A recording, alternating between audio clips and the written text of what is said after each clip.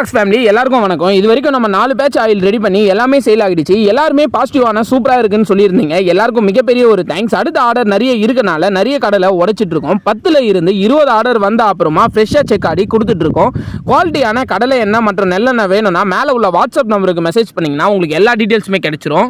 Retail மற்றும் ஹோல்சேலாகவும் all over Tamil Nadu மற்றும் பெங்களூர் உட்பட கொடுத்துட்டு இருக்கோம். இப்போ நம்ம கிட்ட 100க்கும் மேற்பட்ட ரெகுலர் கஸ்டமர்ஸ் வந்து இருக்காங்க. விவசாயி கிட்ட இருந்து நேரடியாக வாங்குறீங்க. விவசாயி உற்பத்தி பண்ணக்கூடிய பொருளை எந்த ஒரு டீலரும் இல்லாமல் மக்கள் கிட்ட நேராக வந்து சேருது நண்பா.